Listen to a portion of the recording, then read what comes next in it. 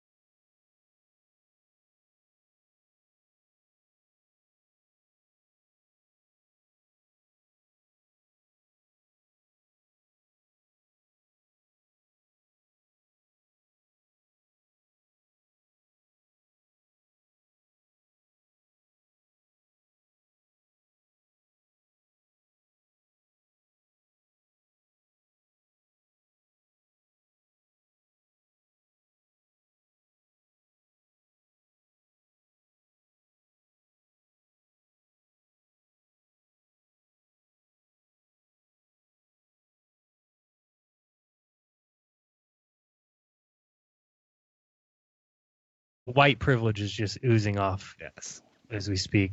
All right, speaking of white privilege, we also have two co-hosts joining us. Both of them extremely white privileged. One of them, Jason Lingren. Jason from Crow 777 and Secrets of Saturn. How are you, my friend?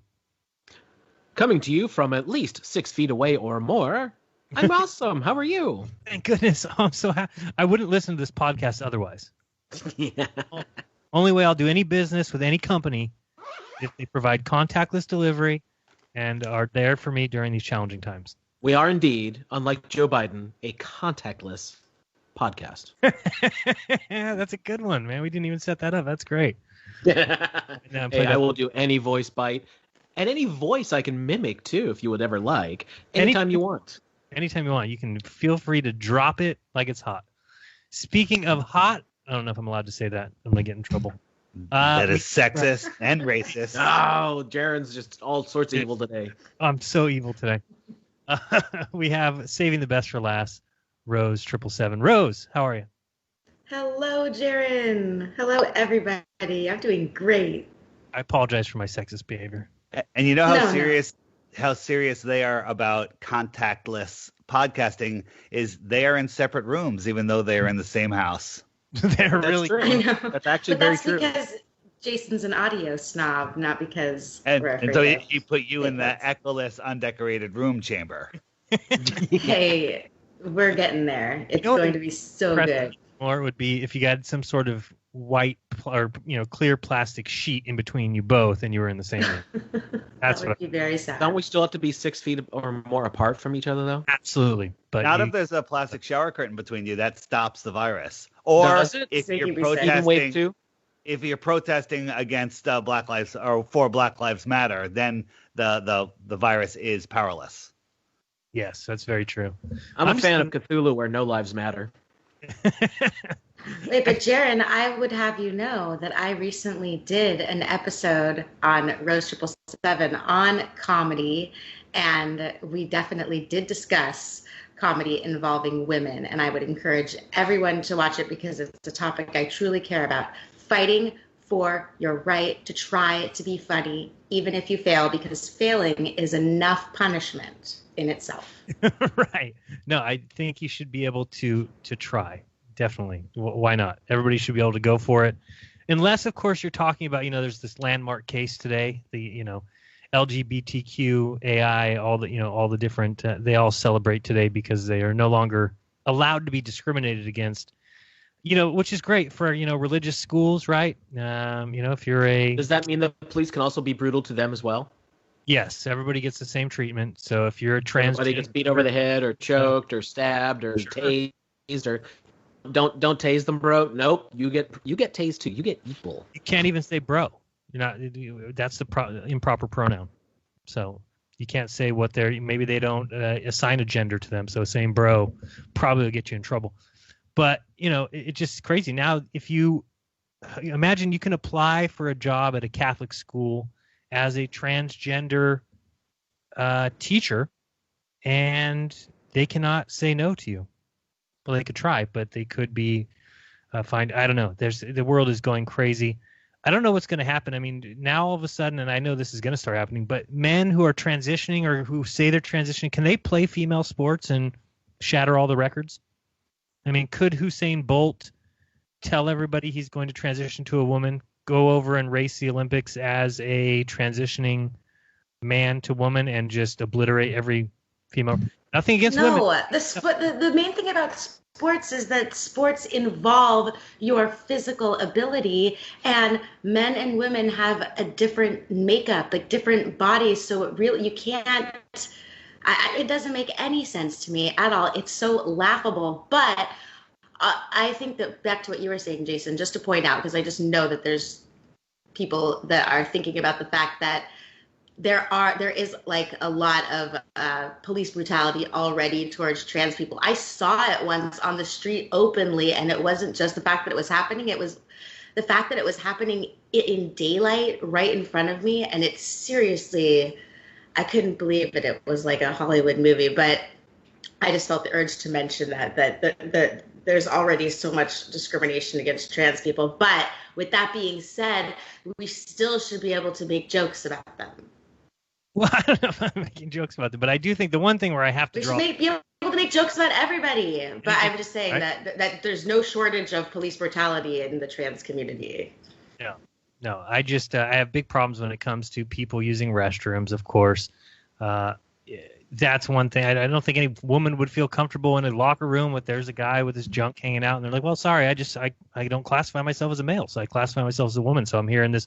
That's a little bit much to me.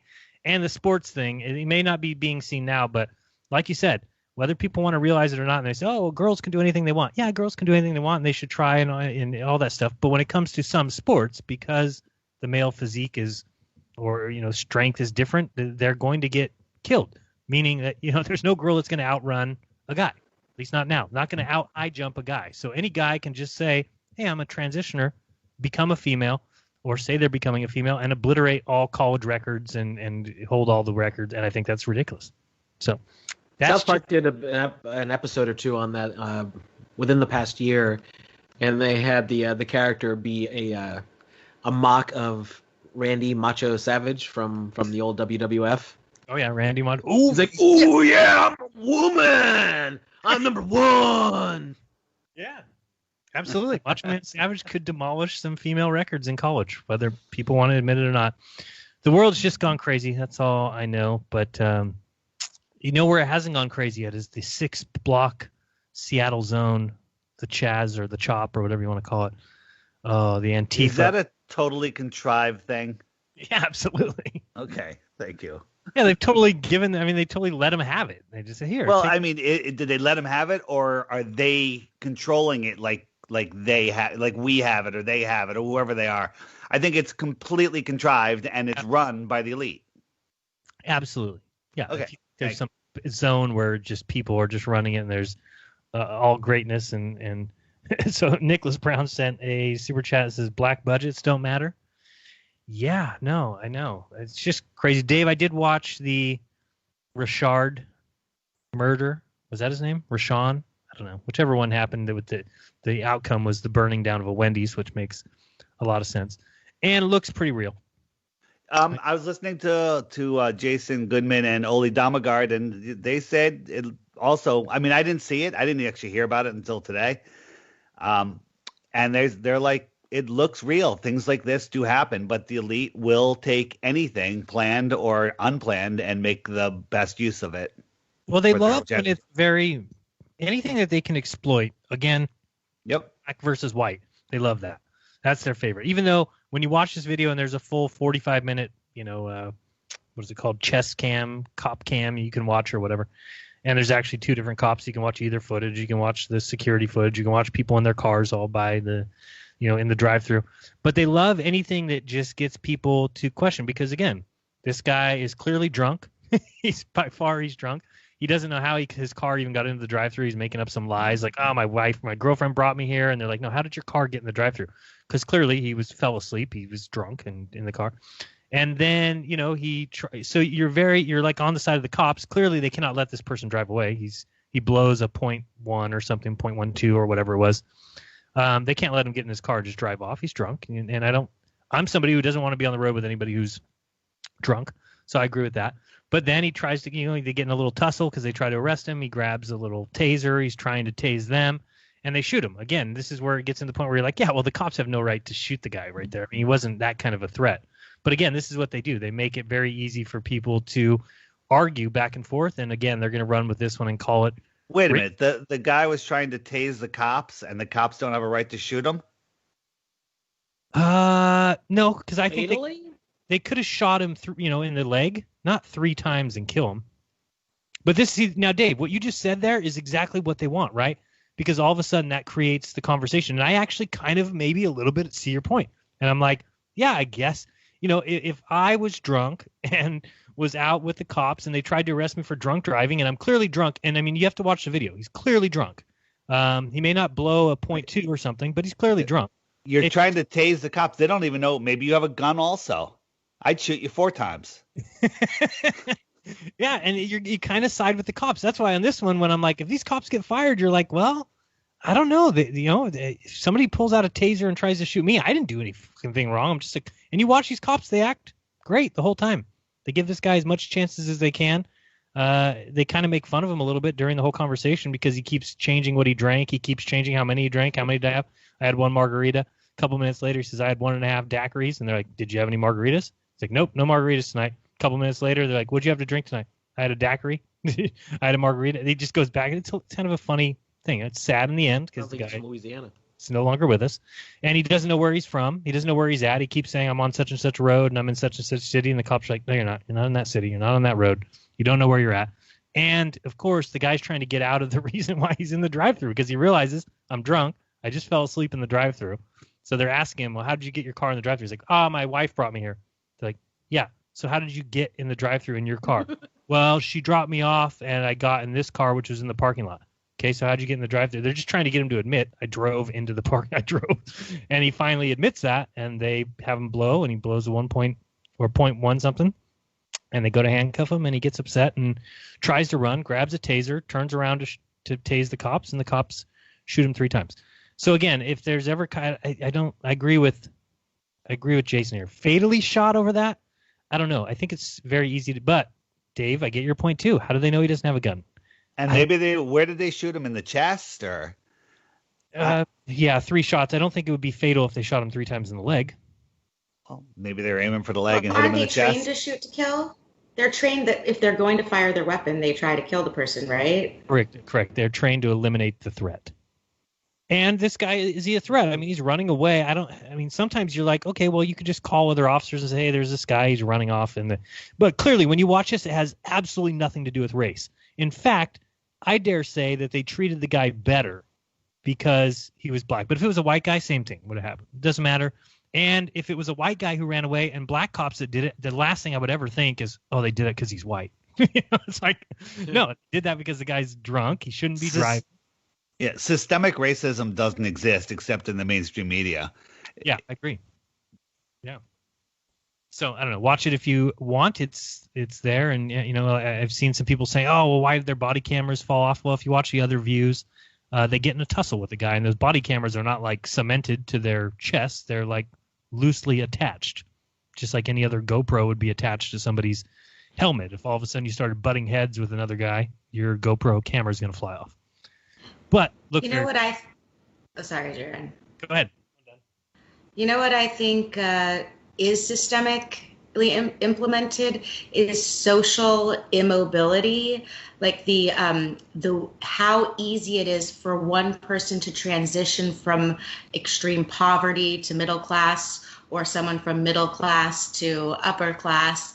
They make that absolutely much more difficult than it used to be. And I think a lot of the attributes that people will sometimes, when they're racist, they're attributing those attributes that is more associated with people in poverty than what would be associated with race. And that's the racism.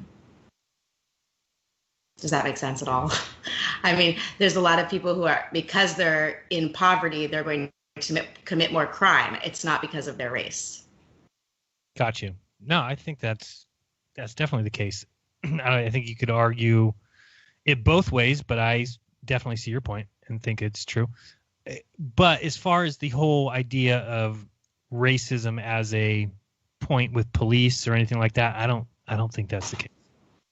But again, could be wrong. Okay, so you don't think that cops are looking at people and they're treating them, because I think that cops are more likely to treat people differently if they perceive them as having more money, because people with money are more of a threat because they're more likely to be able to defend themselves in court and actually sure statistically know more about their rights. But is that absolutely racist? No doubt whatsoever that people with money, especially large sums of it, get treated differently. And God forbid that a police officer is dumb enough to do something to someone who's a multimillionaire or a billionaire. Their ass is done. Come on, let's be real here. Well, I mean, I just remember I'm remembering this interview. I saw a clip with some rapper that grew up. I think he's somebody's son who was already rich or famous, Lil Wayne, and he just said, "I've never experienced racism, and my whole entire audience is white."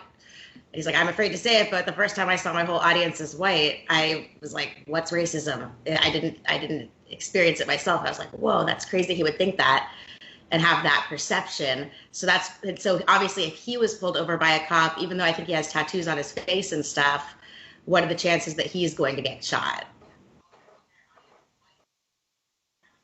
Yeah, very little, right? Right. I mean, soon if the cops recognize him right away, and if they recognize him as someone in a position of fame, power, authority. Absolutely.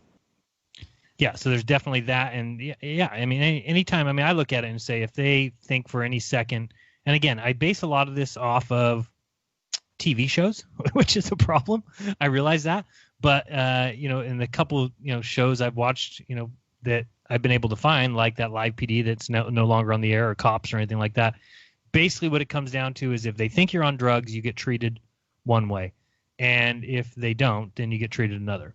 And that's, I think, how they're taught. They're taught that people who are on drugs or are drunk are terrible people.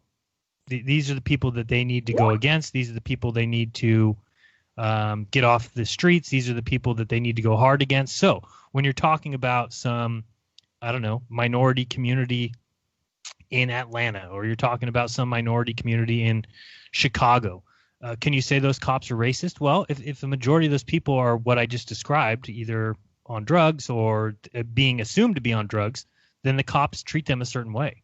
So if you're talking about Beverly Hills, where the cops may pull people over there and don't assume or don't think right away that these people are on drugs, does that make sense what I'm saying?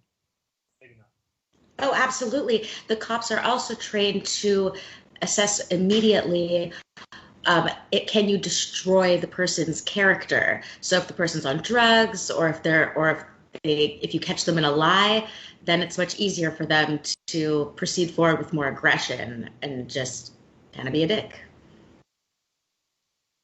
Yeah, absolutely. And that's when you see their attitude change. Totally. So, let's see here. What else do we have going on? Dave, any COVID updates? I don't know about everybody else. I'm seeing so many stupid tactics in this area. And again, I know David and I are in different, or in extremely cucked areas where everybody's wearing masks and everybody's acting crazy. But, the bank that I bank with, this banking union or whatever they're called, credit union, they have like reduced hours where they're open Monday and Wednesday from 8 to noon, which I just think is ridiculous. Like, what is that doing? It's just getting more people in the store at the same time when in the bank. I mean, so it's like now when you go to the bank, there's a line of 15 people and you're like, wouldn't it be better if people were spaced out if this was actually a pandemic? Same thing with the grocery store we go to. They usually has 2 doors and now they have 1 door. What the hell is that for? How is that better? Well, let's have everybody go through one. Dave, are you seeing other stupidity-laden things? Yeah, well, my bank is closed, so as far as they're really scared. I was in Manhattan today on the Upper West Side, and every single person, including the people jogging on the West Side Highway riding bikes, were wearing masks. Maybe a couple bikers weren't, but people in full-out runs wearing a mask. The masks are what's going to kill people. People are going to die from wearing these masks and rebreathing all of their carbon dioxide and toxins. It's unbelievable. I was at the grocery store, and this woman, I'll just call her morbidly obese woman, was crossing the road, and it was taking her very long. She's holding on to her cart. She's gasping for air, but she has this mask on, up to the top of her bridge of her nose, around the bottom of her chin. And I walked by, went to my car. I'm like, I'm not going to say anything. And then I look back, and she's standing next to her husband, who isn't doing so well, next to the car, trying to get their breath before they sit down in the car. And I walk over, and I handed him one of the cards. I said, listen, you're not required to wear that mask. That mask is going to kill you. And I started explaining to her about, she needs all the oxygen she can get and how the virus is nonsense. And both of them are like, wow, really? I'm like, all right, this is good. I thought they were just going to reject it. And she's like, wow, thank you so much. And she took the card and everything. And then I was just like, you don't need to wear one. I said, I never wear one. I go in there. No one ever gives me any problem. And then I left and I went and sat in my car and I watched them the entire time. It took them to get in their car, which is like another 2 or 3 minutes, and they didn't remove their masks. Oh man. And it was just like Us. they got it, but they were still petrified to remove their masks. So the fear is real, and fear is going to kill so many people. It's going to be ridiculous. You know, you heard the nurse's story that, you know, young people are coming in, they can't breathe, and it's just because they're having a panic attack and they're putting them on vents and dying, and they're dying. Oh, you're talking about that nurse Erin from Elmhurst, the one, right? And that's not the first nurse that said that. Other nurses are saying the same thing. Right. Yeah. I mean, she's actually showing, you know, on hidden camera that people are being tested repeatedly and coming up negative, but then are still listed as coronavirus confirmed. They're being put on ventilators, and she says, yeah, they're coming in with just panic attacks, basically can't breathe, and which could be from the masks. We don't know. I mean, they're not going to say that. They're not going to know that. And then they're being listed as coronavirus confirmed, placed on ventilators, and she even is quoted as saying exactly, you'll walk into these hospitals and never walk out. She says everything that is being done in these hospitals is based on lies. It's based on bad care. Nobody cares. And again, it's crazy. 14 years. I've said this before. I'm going to say it again, though. 14 years ago, I was changing careers, and I didn't think I was freaking out. I thought I was pretty rational, but I couldn't breathe, and I couldn't breathe. My heart was pounding. I thought I was going to die. I didn't even think I was going to make it to the hospital. I get to the emergency room. They're freaking out on me. They ended up testing me every way. They did a scope on me. Nothing was wrong with me. At the end, they're like, you had a panic attack. And if I had gone to the hospital like that now, or, you know, in the last month or two, good night. I would have been dead. I'd be dead. And that was so when people say, oh, you know, people don't understand what a panic attack is. I didn't. I had one. I never had another one. And I thought I was going to die. So if I went into the hospital now, forget it. And think about the fear that people are under. I mean, they don't have their jobs. The economy's falling apart. They're afraid of death, that this crazy little virus is swimming through the air looking for a hole to go into their body. It's unbelievable. I'm surprised more people aren't dying. Does it go through your ears? Do we need to? Is the next thing you need to wear headphones? That would be a good idea, right? Because they could get through your eardrums. That is true. So goggles, mask. Well, they're coming up with the full cone suit, the full helmet suit now. Have you seen that? Oh God, I saw it a while back. Is that for real? Yeah, there's companies making these things that rest on your shoulders, and it just encapsulates your whole head, kind of like what's that cartoon, the Futurama? Have you seen? Tell me you've seen this. Have you seen the guy? I think he's in Italy, who's making social distance shoes. Oh my God! Oh my God! Yeah. Say what now? I'm gonna bring up the article, and I'll bring up the article and show you guys in a second. He's making shoes that are 6-foot soles. No, they're 3 foot in length. So if everybody wears these shoes, they're I'm laughing thinking about it. They're these huge 3 foot long looking clown shoes that cost $100. You can get them. But somebody can come up behind you, Jeran, and then they're only 3 feet away. How do I get off this ride? I mean, well, I mean, come on now. This is just getting over the top. There's one-way trips to Mars with Elon. Can we all? Elon, if we all really believe hard enough, let's just think hard enough that Mars exists, and then it will pop into existence, and we can all travel. True. Yes, I'm hoping. Dave says that's all we gotta do.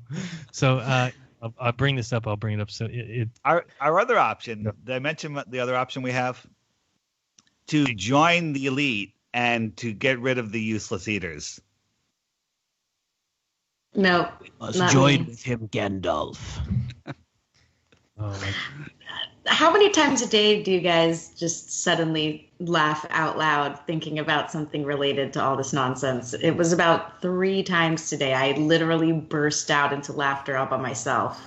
Yeah, my wife and I have a good laugh all the time. If we get in the car and go anywhere, we have a good laugh. If we dare turn on the TV, we have a good laugh.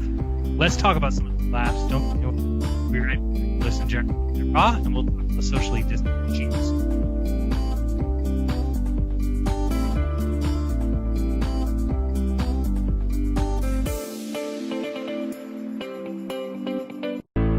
The reviews for Extendivite are amazing. Here are some from Amazon. September 2018. Extendivite works in keeping my blood pressure in the normal range. I've been using Extendivite for many years now. May 2018. Great product. I use regularly and I rarely get sick. March 2018. This product has relieved what appeared to be angina pain in my chest and shortness of breath after climbing stairs. I'm quite happy about it. February 2018. My husband, son, and I have been using this product for a few months now, and we have noticed an improvement in our joints and blood pressure. Tell us your story. Get Extendivite today. To order, call 1-877-928-8822. That's 1-877-928-8822 or visit heartdrop.com. Extend your life with Extendovite. Your home has needs. It needs a healthy, dry environment all year round. Start by getting rid of the worst air in the basement and crawl space, where the problems begin and make the whole house sick. Introducing the new Smart Wave Ventilation Unit. It has advanced technologies to continuously reduce moisture, mold, and odors, and expel radon, gases, and pollutants. And now, Wave units include carbon monoxide detection to automatically expel air at a high rate and send you an alert. It also has an app so you can remotely monitor the conditions. Wave is a comprehensive, maintenance-free, affordable solution that will transform your entire home. Protect your home and family with what it needs. Give it a new Smart Wave Ventilation Unit. For more information, call 888-717-WAVE. That's 888-717-WAVE. Or go to dryhealthyhome.com. That's dryhealthyhome.com. Wave Home Solutions for a healthy, comfortable home. Greetings, Earth Explorers. My name is Brooks Agnew, and I am your host on X Squared Radio every Sunday evening at 8 p.m. Eastern Time on the Truth Frequency Radio Network. This is where the past meets the future. We explore the mysteries of the universe and of the Earth. We might go a little past your imagination, but have no fear. You will be safely traveling with us. We will dissolve the propaganda of dangerous people with dangerous plans for the planet. We will discuss the latest technologies and challenges for humankind. We will discover the safest place for you to stand when the thinkings and doings of mankind come flying apart, and how you can be one of the people that helps put it back together. Join us.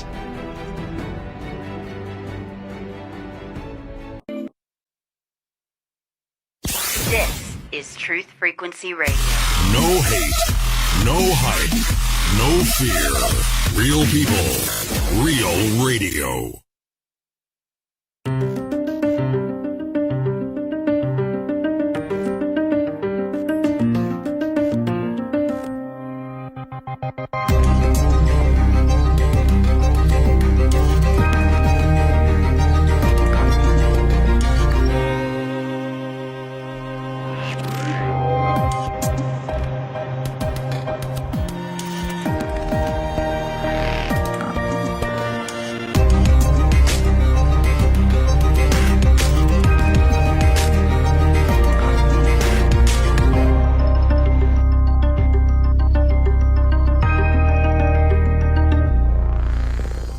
All right, welcome back. You are listening to Jeranism Monday Night Raw. Thank you much for joining us.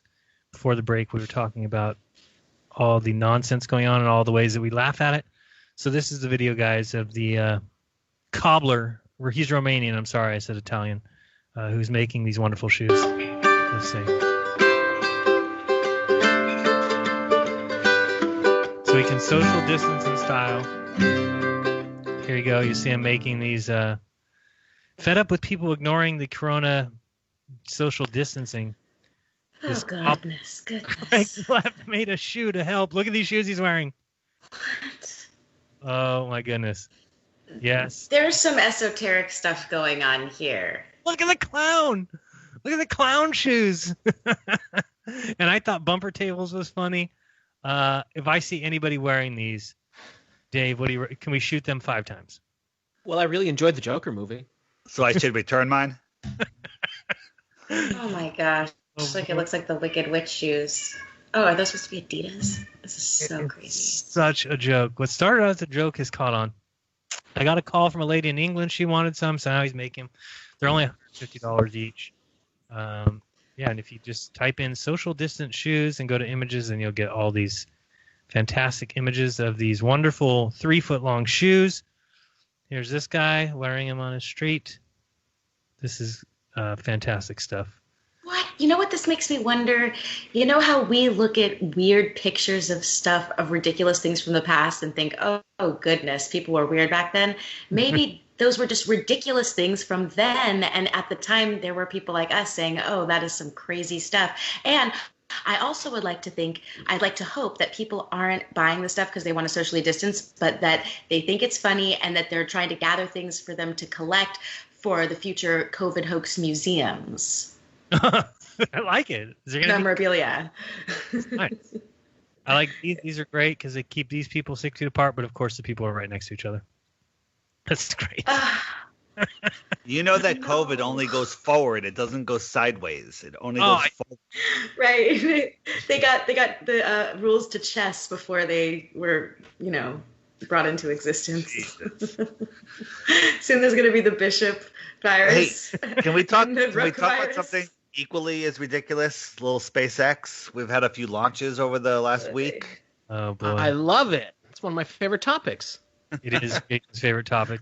All right, so we had the launch the other day. I guess it was a Starlink launch, and the landing was a tremendous success because the vibrations did not knock out the satellite connection. Did you guys see that on the landing? Yeah, I saw it. It's great. It was fantastic. So this time, because everyone was making fun of it, they decided to allow the cameras to follow the path down. If I had my camera set up on a tripod looking at a little miniature raft, okay, with a green screen behind it, and I had a Roman candle in my hand just spewing out some smoke, and I put it down on the raft so my hand was just above the frame of the camera, that's what it looked like. It was so bad. It was so bad.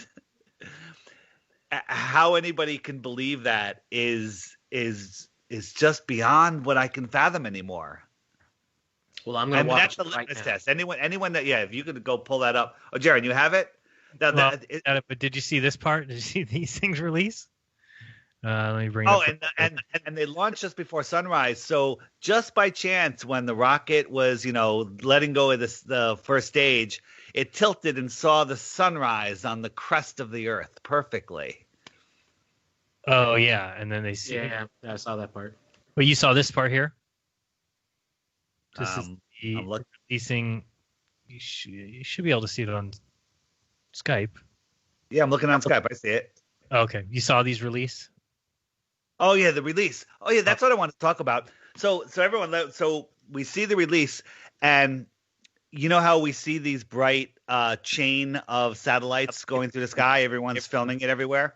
Right. Look at the brightness of these things coming out there, and how they're not that bright, and two, they go off a little bit, and then they literally just fade out.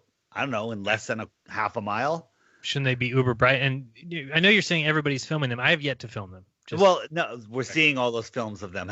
Do we know anybody that's filmed them, or are we just seeing lots of films of them? I'm just seeing lots of films of them, but I've tried to, coordinate the time, and for some reason I don't ever see them. So I don't know if it's just a bad location where I'm at, or if it's maybe I need to go up in the hills where it's not. It's a bunch of BS, and they're just like making people think that they're up there, and that there's hundreds of these. There's not even hundreds. There's dozens of these films. Well, I've seen actual astronomy channels complaining about it because it's messing with the night sky, which seems a little more legit. But by the way, does everybody work for SpaceX? Are they like 22 years old or something? Oh yeah, and they work. It's like everybody I see looks like they could be my children, which is just scary. And they had to work at Hollister before.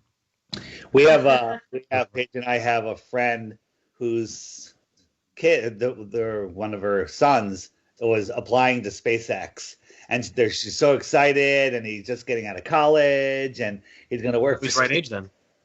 And we're just biting our tongues, like we can't say anything. It's unbelievable, but he didn't get the job. It wasn't meant What to kind of be. clearances? Does anybody know anything about getting a job with them? Like, what kind of top secret, clear. this, that, and the other thing, like all that crap? I imagine it's just like Freemasonry, where just anybody can just come in at the bottom, like tech support or answering phones or a secretary or something, and then you could just move up the ladder, and just like a hypnotist at the carnival will figure out who is willing to act like they can fall asleep on stage and then keep them on stage for the rest of the tricks. This SpaceX will let people move up the ladder if they're willing to play ball. All right, so Jeran, you showing this video now? Sure. Did this guy change his channel name because of you? The balloon. What? It changed it. What is it? His new name is Overlook Horizon. Well, it was always that was the initials. Overlook Horizon balloon, space balloons. Oh, he has two channels or no? Maybe he changed the name, because I did ask him recently, why is it space balloons? You know that there's some crazy flat earthers that think rockets are balloons. Right. So he's talking. Look, go back to that shot though. Yeah, so you can see his space balloons. Channel is, but his new channel is just Overlook Horizon. So there's no space balloon. Maybe I got to him. So those little milk crates, they're catching the sunrise. Okay, so I'm going back. Yeah, go back. This one? Yes. Okay. Yeah. So he was very impressed at the sun, that they were high enough to see the sun over the curve. And then there is a shot where it shows the classic, Star Trek-y sunrise over the curved ball Earth. But what are these water molecules coming up? Doesn't it look like this part is filmed underwater? On the left-hand side, after each burst. And I think it's filmed in slow motion, but it could be underwater. Looks like it is underwater. Who's Captain Green Screen here? This guy. Right, he's a funny guy. He live streams every launch. This one makes up excuses. Unbelievable.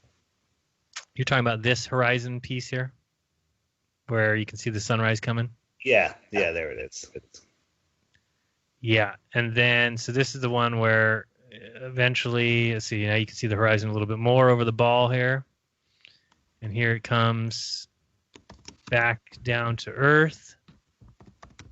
And I thought this was interesting, the shadow on I don't know what's going on here, the shadow of the rocket on its own exhaust, maybe? And here comes the landing. Let's see. Here you go, Jason. We're about to get there.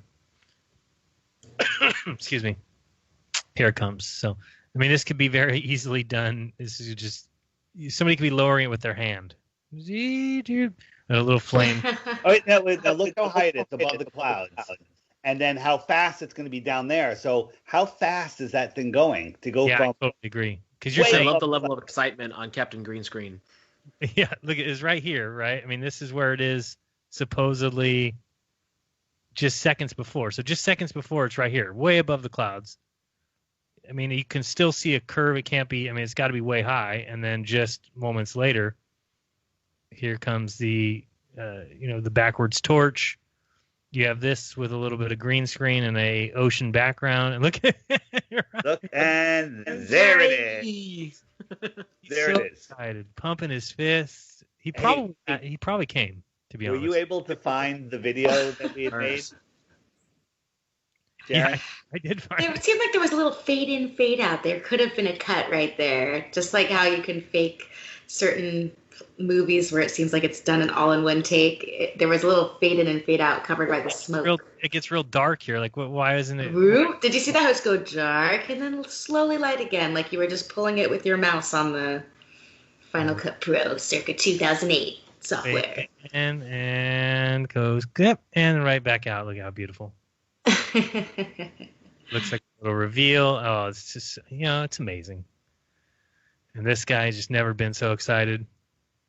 I was communicating with a guy that's in charge of, what was the technical term? Hold on, give me 1 second. He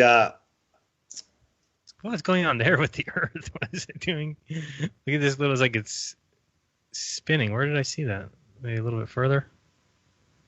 Looked like it started to spin out of control. Oh, right here. No. Look at him. Look at that guy.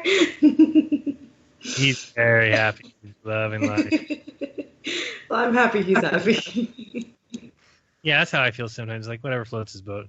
This guy gets off. Anyway, go He ahead. drinks espresso for SpaceX. So I was talking with a guy he teaches aerodynamic theory and talking about pitching and rolling, and just landing a helicopter on a raft like that is tough enough. But there's no mechanism that could stop a falling pole with just a rocket at one end to stabilize it. There's nothing to move it laterally, to adjust its position for wind and drift. It's absolutely impossible to land a rocket like they're showing us. And anybody in that has any flight experience, especially with landing vertical craft, knows this. So any of you out there that are listening, it's time to speak up. It's time to say something and reach out. And Doesn't my thought experiment explain a lot? I mean, maybe it's just the way my mind works. But again, if you just take a simple thing like a Toyota Celica or a Honda Civic, those weigh about 2,500 pounds, 3,000 pounds. And if you just picture lifting one up as high as the Empire State Building, which again is only 1,500 feet, and you dropped it, imagine how much propulsion you'd have to blow out the bottom of that to have it slow down and land just as is standing up on the ground. So that's a lot. Yeah. So now their rocket is 40,000 pounds empty. That's without anything on it. There's supposedly 40,000 pounds. So that's the equivalent of 25 or 30 of those cars, and it's on a little pencil stick. And it's coming down, and then just a little bit of flame is coming out, and it's landing perfectly upright. Yeah. I can't Jeran, see it reminds me of weightlifting. The real power in the resistance is when you're not pushing the weights up, but you're bringing your weights down with intent and at the rate that you want it. And that's super important with a freaking rocket. Good point. And that shot from where it showed the curve. So what's the lowest altitude that you can see the curve? So let's say it's 70,000 feet. 70,000 feet? Is that you're saying here is 70,000? So about maybe here where this curve is? Sure. Okay, so you're saying this is 70,000 feet, right? So it gets here.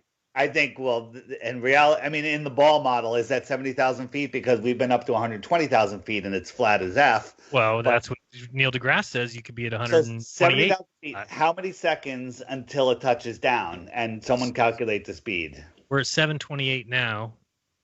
So let's see, 728.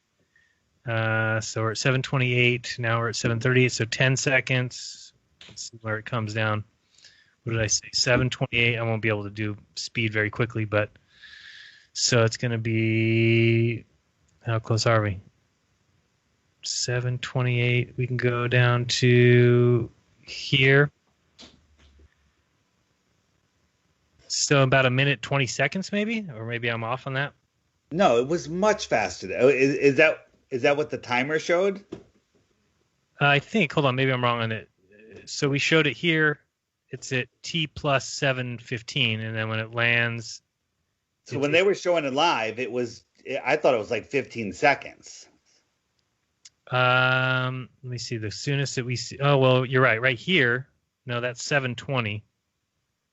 Hold on, I'm trying to see if I can. This whole thing was supposedly live. Just play the video from here, from that point, until it lands. Okay, we just did. So it was 7:28 was the last time we saw the Earth from its view, and then when we see it land is 7:28, 8:40.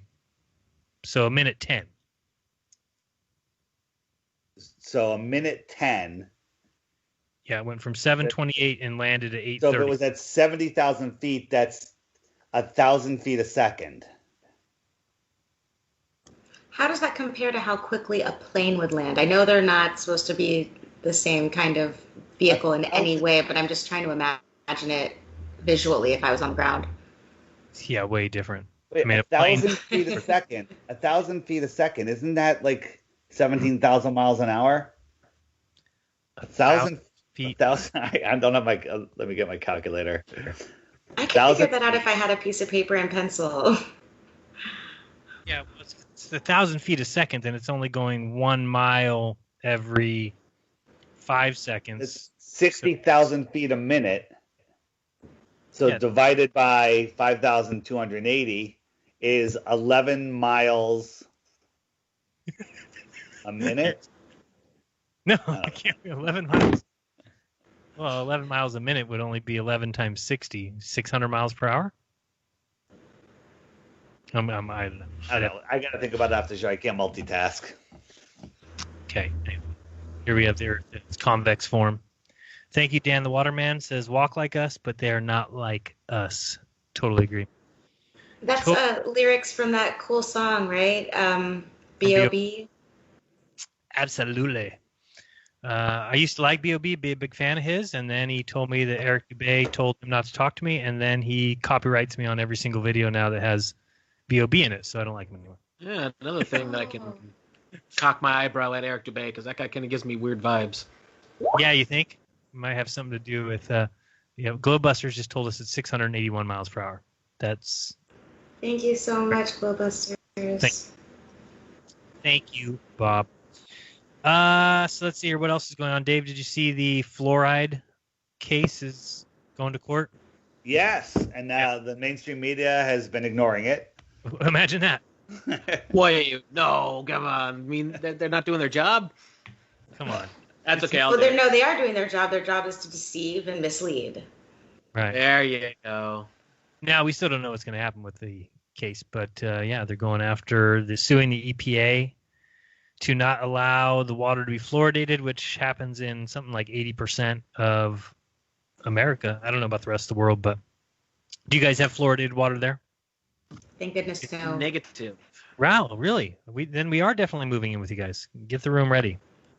Get the plastics ready. Because here in California we do. But thank goodness for distilling your own water.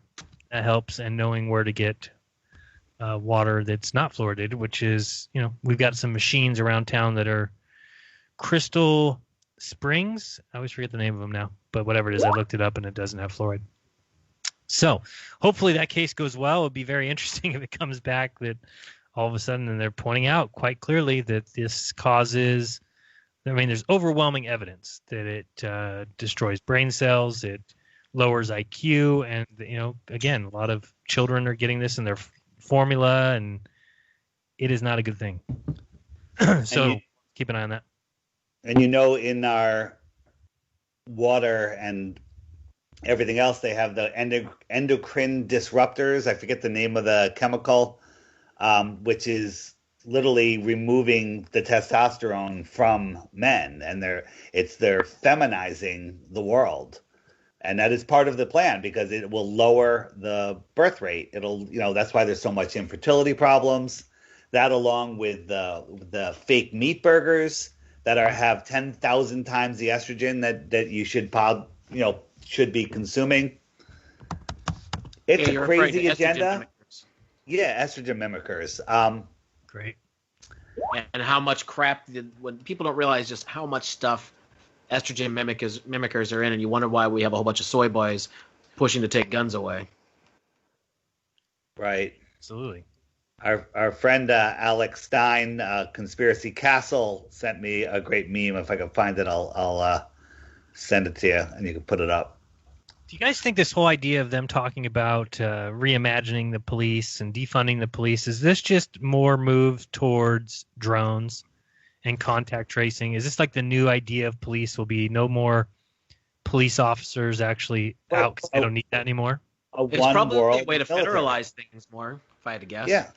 They want a one world controlled military. The police are bad, therefore we have a one world military, one world government. So we need the UN to come in and provide the police force, and lots of blue hats. And they'll be run by drones and contact tracing and tracking your every move through your phone. Pretty soon. Looks like it's where it's going. That's what I think is going to happen. As far as Corona, I don't know if there was anything else we wanted to talk about. Hopefully people are just waking up to, I think a few people are. I'm seeing it in my own family where these people who were very afraid now are saying, hey, let's get together for Father's Day, which is good news because it's like, all right, well, I thought you would be worried about a second wave and thinking that we can't possibly be within 3 miles of each other. So it's good to know that maybe people are waking up to it. But I mean, people I think are seeing or should be seeing that there isn't excess deaths. You know, I ran the numbers for California. I've seen people run the numbers for Washington. But again, it's this whole problem with the self-fulfilling prophecy fact, right? Where they can say, yeah, there's less deaths because of social distancing, because of mask wearing, because we closed the economy. That's why there isn't these excess deaths. Well, you know, they'll say that's why closing the economy and closing the society is so important. But that's why I see it as part of the pandemic. That's what they needed to do, because otherwise it doesn't work. If you don't close society and you don't shut down society, but you tell everybody there's some fear bug out there, but some beer bug that's going to come get you, and then all of a sudden there's not excess deaths, and all of a sudden the jig is up, right? Because people will you listened to us and it worked.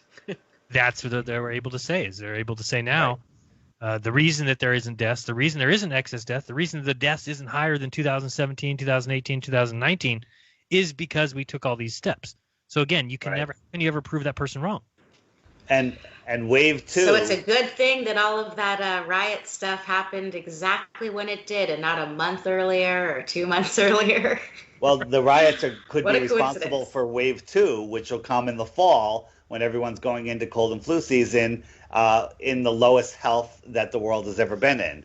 So then, Dave, they can do the same thing again, right? They can shut down everything again, and this is where people need to stand up. I'm hoping we see that, but if they try wave 2, which they definitely will, if you look at Lockstep, you kind of see that coming. If you listen to Gates, you see the idea of Pandemic 2 coming. Pandemic 2. So if people just stand up and say, no, we're not closing our businesses, we're not doing this. Maybe people will die, though. Maybe people will die because of the lower health, and maybe 5G is part of it. Maybe not. Maybe they, with this lower health level, more people will die. Well, I was also thinking, do you think by scaring people to go to the hospital a little bit that also will cause deaths? Oh yeah, there's so many people that didn't go to the hospitals to have treatments that they needed and died at home, and those are COVID deaths. Right. It's unbelievable. And of all course, deaths are COVID deaths. George Floyd is a COVID death. Think of all the people that would have been diagnosed with cancer, the kind that, I don't know, I'm just going to make a weird example, like someone who would just get their leg amputated and then the cancer would be, gone forever, but then instead it metastasizes to the rest of their body when they finally go, and then that person's going to die, and it'll be just during that time of year. Another sad COVID death. What I'd like to see, I don't know how they can prove it, is the number of people that didn't die of cancer because they had a little lump that they didn't know about, they didn't go to the hospital, and it went away because they, started eating better or whatever. I would love to destroy themselves with chemo. Yeah. Yes, good point, David. Good point. That's a sincere silver lining that just made me feel a little bit better. Hey, well, those are just COVID survivors. Before we hit the break, I am going to be doing an interview with CBS. What? CBS is doing a piece on internet censorship, and who's policing the internet. It seems like a legit piece. It's a series of pieces that they're putting on, and they're coming to my house in the next week to film and go over everything. And I just said, just make me look good. And she goes, I'm going to make you look like you look. And I'm like, great. By the way, I can add one little thing to what I was talking about the other day with you guys from my same source at the school. If they're going to force the students to wear masks, and if they don't, they will be expelled. If the children don't wear masks, they'll be expelled? Well, this is from a university, but yes. Or children, I guess you can call them that. Oh, boy. Expelled for not wearing a mask. Good, so they'll be in less debt, right? Or do they still have to pay for the whole thing if they're expelled? Good, I want them to have less debt. Can you wear the mask below your pay? We're going to call it.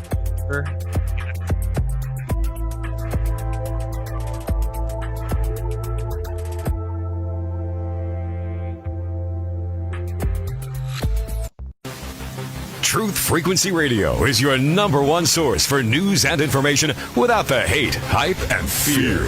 We're proud to feature cutting-edge programs like Beyond the Veil with Chris and Cherie Geo, X Squared with Brooks Agnew, Paranormal Portal with Brent Thomas, Jeranism RAW with Jeran and Missa, Fearless with Frank Castle, Strange World with Mark Sargent, The Eye of Ra with Ra Castaldo, The Infinite Fringe with Billy Ray, Ironworks with Josh Corey, The Kev Baker Show, and dozens more. Did you know you can listen from any telephone by dialing 641-793-7117 or call into your favorite show toll free at 833-TFR Live. Uncensored talk and news you won't hear in the mainstream media. Truth Frequency Radio, your protection from deception.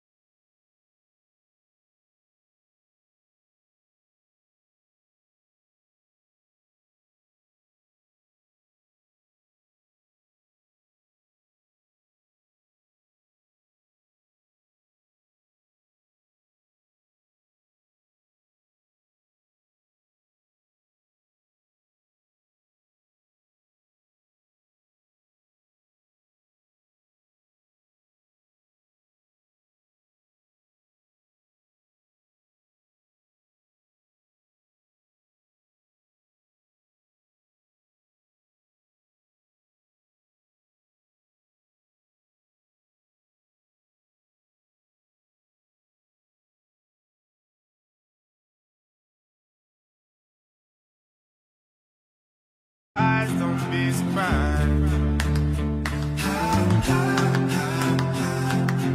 Walk like us. They even talk like us. Walk like us. But they are not like us. On the weekday, you can see the signs, you can see the signs. They wear the disguise. Look into the mind's eye. There's nowhere to hide. Don't stick all the lines out. Whispers from afar. All right, welcome back. You're listening to Jeranism Monday Night Raw, and we've got myself, Dave from Deep Inside the Rabbit Hole, Jason Lingren, and Rose 777. All their links and everything are on the screen and in the description, so please follow them and do all that fun stuff. Just listening to that news report, what the hell was that? Now, that's their way of reforming the police, is to send mental health experts with the police. How would that have helped in this situation where this guy got shot? It wouldn't have helped at all. Not at all. Stupid. Go ahead, Dave. You feel ready to say something. No, I had you know how we're seeing in comments. I know that you might not even look at your comments, but how people say, "Hey, can we be YouTube friends? Do you want to be friends?" Have you noticed that? It's been going around for a while. It's a bot. Yeah, those are bots. I block them. Yeah, I think that I know they're bots, but I think that's a way to tag a channel. What? Could be, yeah. I've been suspicious of those for ages. Certainly the same ones in our community, for sure. Yeah, I think you want to delete and hide them from your channel, because then they tag your channel. So maybe when you try to monetize your channel, they can scan your channel like, oh nope, he's got 27 videos tagged. And well, I've seen those on not quote unquote conspiracy channels though. Oh, okay, Jason. That's good to know. All right, I was theorizing. Well, I just want to be fair. Like there's a channel called Tone Junkies that's like Kemper profiles that I go to all the time, and I've seen that crop up a couple times. I think it's funny when people respond to the comments and say really mean things. We got for super chats. Zimri Tapia says, my cousin just got COVID, supposedly. She messed up by going to get checked after feeling sick and tested positive. Yes, she messed up.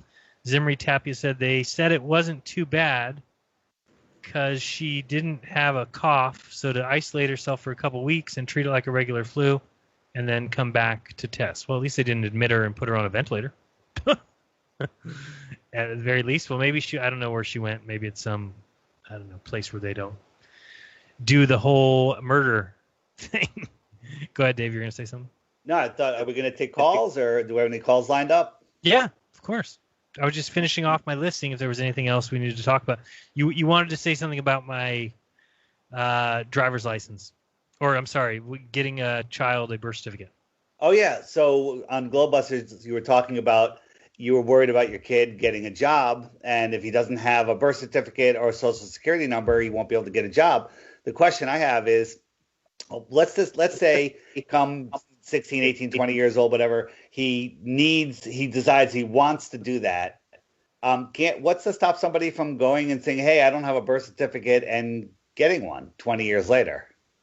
Well, I did a little research on it, Dave, and one thing I saw that I didn't even know. Did you know you can't get a driver's license without a birth certificate?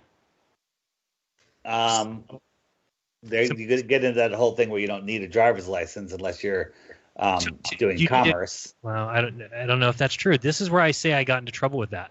I tried that, and I never got arrested, but they gave me a ticket. They said, okay, here you go. Here's a ticket for driving without a license. Here's a ticket for driving without insurance. And then the next time I'm driving and I got pulled over, then they said, all right, well, and now we're suspending your license. So then I got my license suspended, and I tried all these things. And then eventually it got to the point where either I wasn't going to drive around anymore or I needed to pay off all this stuff. So I cucked, man. I paid everything, and now I've got a license, and I pay for insurance, and I have my car registered so that I get left alone. So I definitely backed down to the pressure because I didn't want to deal with that anymore. And then they give you like some bill, and you keep getting more and more bills saying that increase the amount. Here's the fines. And it scares you. It scares you. Even though it's not real, it scares you. You have to do the whole counter offer thing. It's not easy. It is easy. It just takes time and no fear. Like with Cal Washington, he talks about how when he started driving without a license at first, people would really mess with him, and it was really annoying. He had to deal with things a lot, keep talking, in court and stuff. But then the cops got to know him, and they knew that he knew his shit, and then they knew not to mess with him. So it's kind of like a geographical thing as well. But one of the things he has to do, doesn't he have to have some trust account with a bunch of money in it to cover any kind of accident?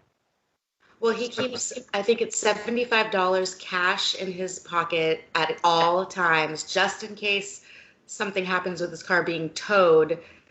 I forgot the exact process, but it's ridiculously simple. It's a shame I don't remember it word for word. But yeah, he keeps around $75 cash, and that's what he does. But that handles insurance? So what happens if he gets in an accident? I don't know what state he lives in. I don't know what he does about it, a car accident. That's a good question. I don't know. I just have gotten my ass handed to me so many times. I mean, David knows the story. We had a nice Honda Accord that I bought for my wife for her birthday. It was like $5,000. It was a 2003. It was a great car. Very happy with it. And we just said, okay, we're not going to register it. We're not going to insure it. And it was great for about a year until my neighbor was pulling out of her driveway and destroyed it. Completely destroyed my car. And then we go up to them and they're like, oh, don't call the cops. We don't have insurance. And we're like, oh, we don't either. So this is a good thing. And they're like, yeah, we'll take care of it. We have a mechanic who takes care of it. Well, the mechanic came and said, oh, this car is totaled. It needs, it needs more work than it's worth. It needs, the work would be more than $5,000 because they completely smashed the front end and bent the chassis and the whole front of the car. It was undrivable. So then we told them, okay, well, can you pay us? And they said, well, we don't have the money. And we said, okay, well, you owe us $5,000. And they said, sue us. Because if we did go to court, we're not going to get shit when we tell them we didn't have insurance and the car wasn't registered. So we lost because I was a tough guy who wasn't going to pay $100 a month for car insurance. I lost a $5,000 car. So I learned my lesson. Now Did you burn their house down? Well, Nope. it's kind of one of those choose your battles things. It's like, yeah, Right. you're in the right because of the whole commerce thing. It's like taxes. Do you really want to fight that battle? That's or my just thing, freaking pay them? And I know the difference between what's right and wrong. I've been studying this law shit for years, but it's like, I'm not going to not pay property taxes on our new house because even if I'm right, they're still almost certainly would take our house away. Right.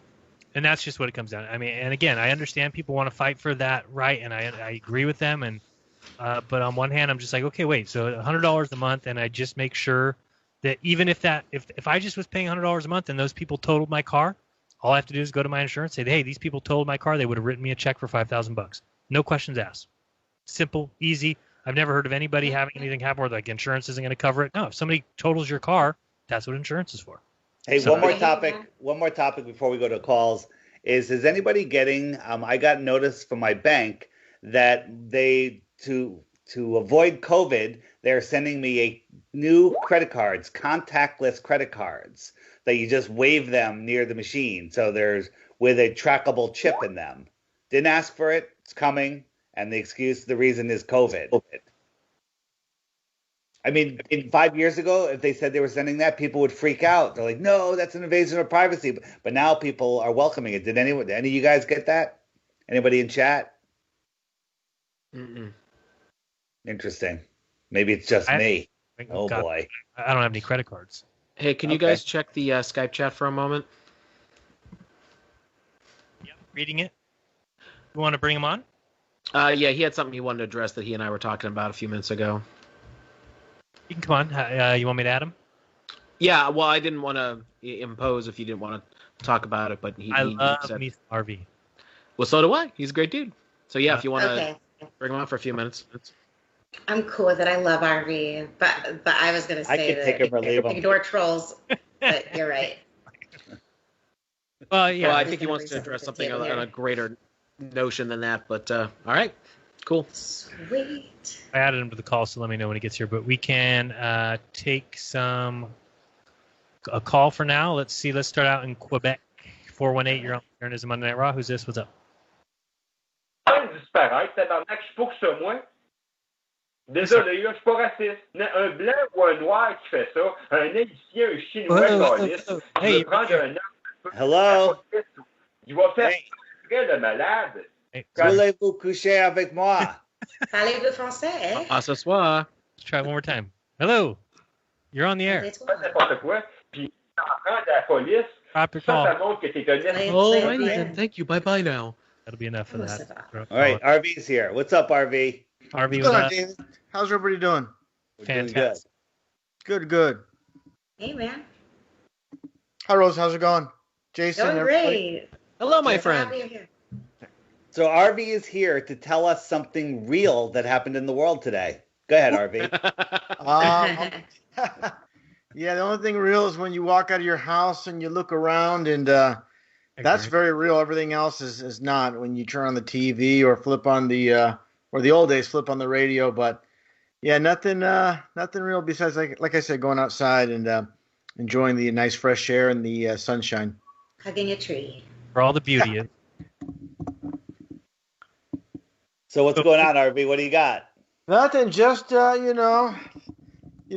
we I was talking to Jason a bit. There seems to be a little bit of drama with the show calling and all that, and that's the unfortunate things that we're all dealing with. And David, we talked about it, many a time. We just want to focus on truth, and we want to stay away from all that drama. It takes away from the truth. And so I'm unaware of any drama or show calling. Jeran, do you know? That's why I don't pay attention to comments, so I don't see that shit. Yeah, I don't. What's going on? Now that you sucked us in, don't put your energy towards the negativity. Let's just focus on the positive and the thing. I heard the good work. And I heard RV talk about it the other day. I heard you guys talking about it on Jason's show, and I totally agree. And this is what you guys said that was so perfect. Is you said we're just some guys. I'm just a guy who lives in California that likes to talk shit about space and thinks it's all a joke. They're faking space. Scam and Bitcoin. I think that they're, everything on the media that they're telling us is contrived, that they're trying to put people against each other. So I'm just some guy. If people out there want to call me a shill or say they don't agree with me, so what? I don't care. So I don't look at comments anymore. If you don't want to watch my show, don't watch it. If you think RV has all the truth and I have none, go watch RV. If you think Jason has all the truth and I have none, go watch Jason. If you think I have half-truths and Jason has half-truths, then take the good and leave the bad. That's it. And you guys said that's all I can do. And nobody's perfect. And Jeran, also, that's very humble of you to just say you're just a guy. But also, I would say that I think that you're great because you want to reveal the deception because it will help people, because helping people understand the deception and talking shit about space because it's fake is very helpful to people, and I think that's why a lot of us do that, but none of us are ever going to be 100% right, and that's why people, before they even listen to any podcast, should understand how the brain works and practice discernment, have a balanced brain, and be able to listen to information, because everyone can make a mistake, it's possible, and understand what to do with all the information, gather all the information, interpret it, comprehend it, and then act on it correctly. The thing is, and I think Jason and I have talked about this before, is when you're in this business, you also get a lot of emails from people who tell you personally that you've changed their life. I've had so many people, and I mean hundreds of people, if not thousands, who have told me that they were former atheists, that because of things that I said brought them back to the Creator.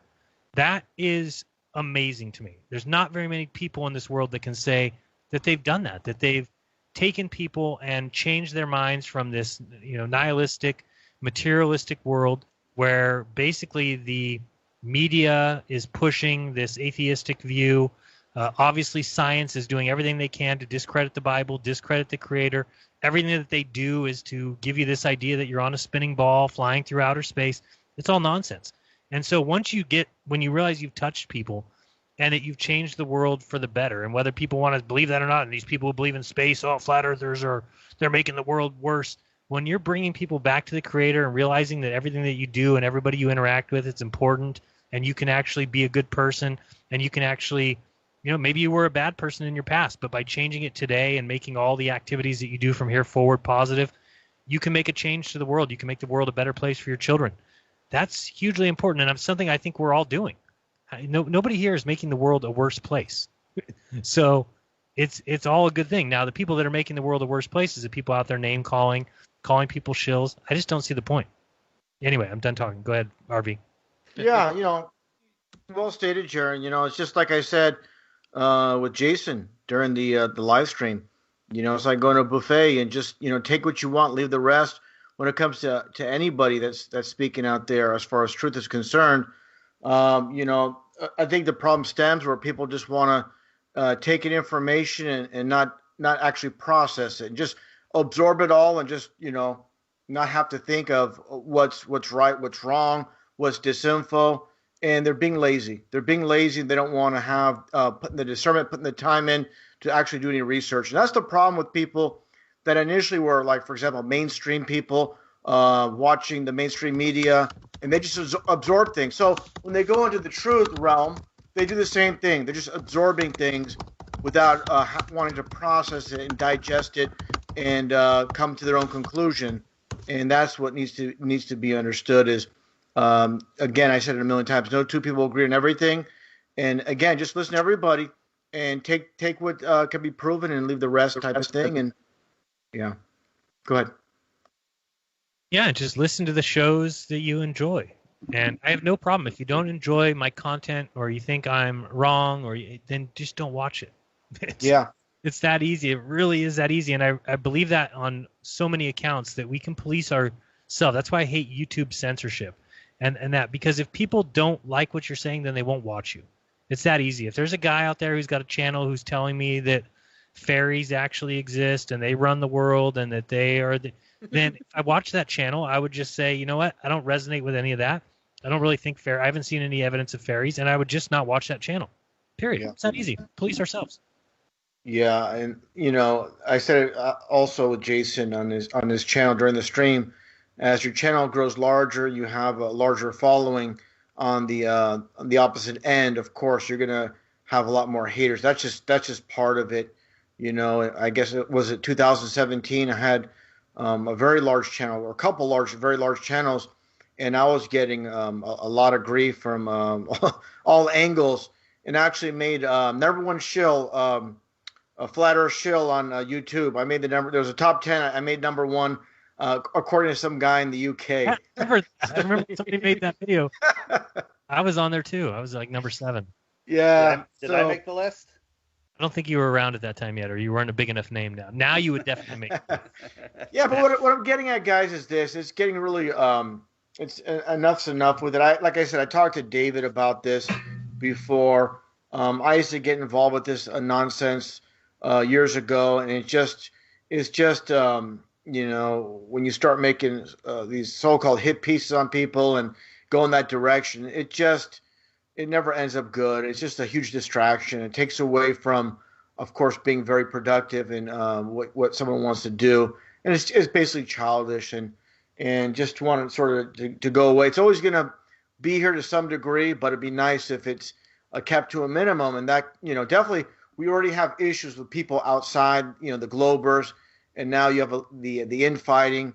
There's going to be a certain extent of it. Sometimes, I don't want to say it, but sometimes certain people need to be called out on occasion. But for the most part, we really need to stick to speaking the truth and getting the information out there. And again, it's a lot of wasted time when people are doing this kind of stuff, and it's just taking steps back, of course. Harvey, it happens to all of us, including you and I, where sometimes we'll think someone's a shill, and then we find out they're not. And there's other people. It happens all the time. There's people that have come after you and I, and now are big fans of ours or peers of ours. Yeah. So you just got to watch it. For example, Daniel Pratt. He went after a lot of people. He thought I was a shill. All the stuff. And now we're buddies. I think we're buddies. Maybe I'm an idiot. But he's been doing some rants. And as a matter of fact, tomorrow on the app, I've got a video I made with a Daniel Pratt rant, which I think is excellent. So I saw that. Actually, I made it better. I actually changed it just before the show. It's going to blow Starlink away. Yeah.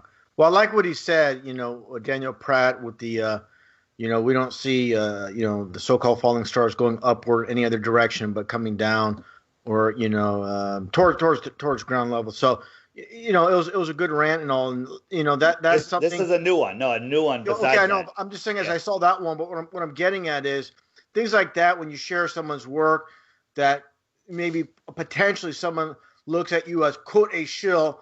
But when you share their work and you shine them in a positive light, and the thing is, what it comes down to is this: it's usually the people with very small channels, not much of a following. They get very frustrated because they're not getting any attention. So sometimes people act like babies and start attacking people because they're not getting the proper attention. And of course, having someone's name, a bigger name, in the title of a video will draw attention. So. I experienced that, many, many other times over the years.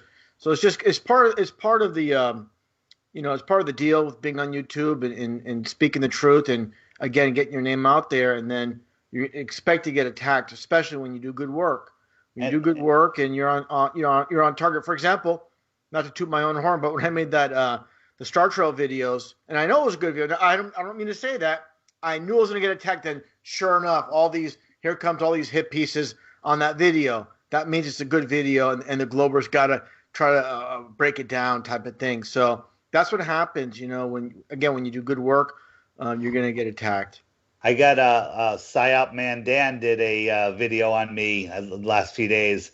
I'm getting hammered with comments that will never see the light of day because I'm a heavily censored channel. And I just have to go through and delete them before, because they're all on approval. But whatever, it is what it is. I like what Jeran says. Just take what you like, leave what you don't like. I rarely give anyone a thumbs down. Like, I won't even give a video I hate a thumbs down unless it's like a stream that you're doing and you can't get the screen sharing working for 20 minutes. Then you get a thumbs down. Yeah, thanks for that. Yeah, but again, it's just it's sad when we have issues trying to get the truth out and battling the Globers. Guys like Baller Dave, trolls like that. Worse. Worse guy. And again, all the infighting, and we should live and learn and move beyond that. And I think that the best course of action is moving forward. A message to everybody out there: if you have an issue with someone, or you think this or that about them, why don't you just confront them and talk to them? Try to get a hold of them first. Say, hey, I have an issue.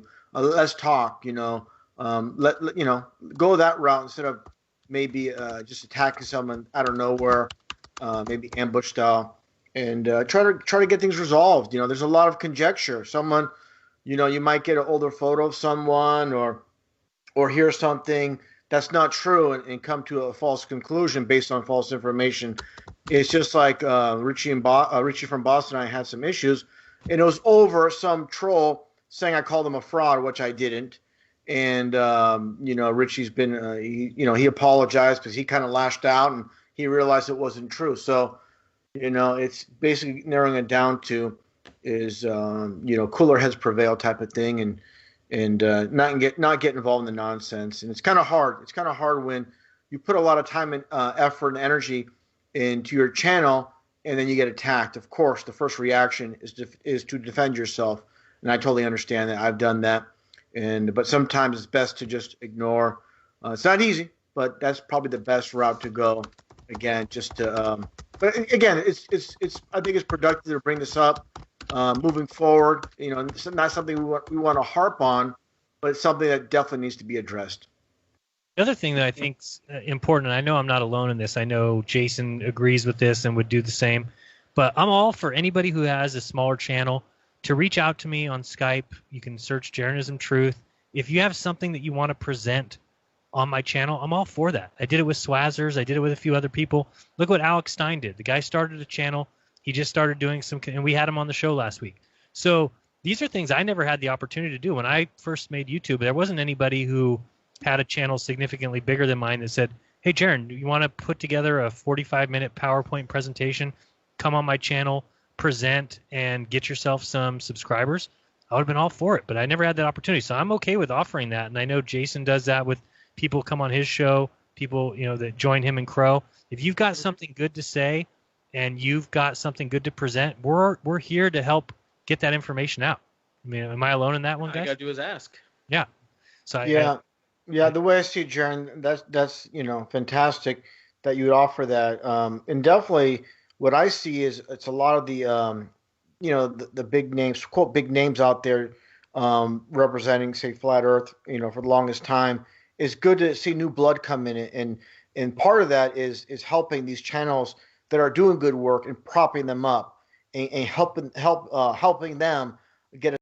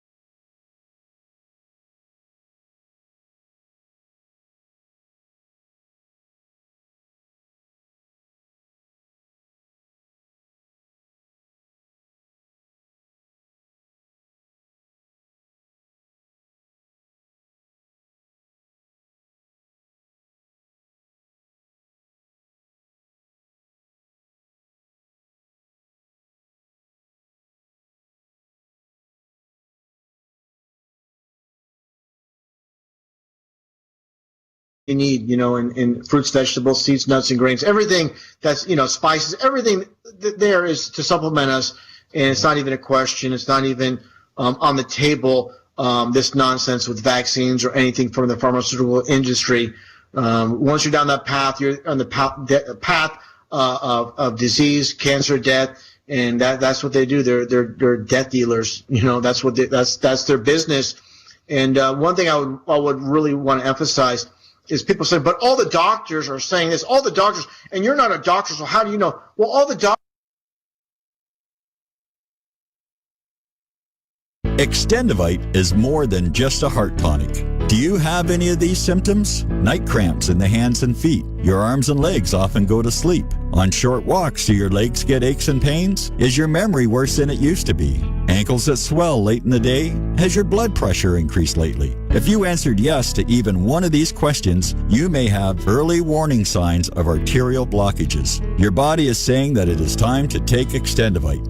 These are not the normal signs of aging. They are the warning signs that accompany blocked arteries. Get your Extendivite today. Extendivite is available in capsule or liquid form for just $69.95 for a 2-month supply. To get started, call 1-877-928-8822. That's 1-877-928-8822 or visit heartdrop.com. Extend your life with Extendivite.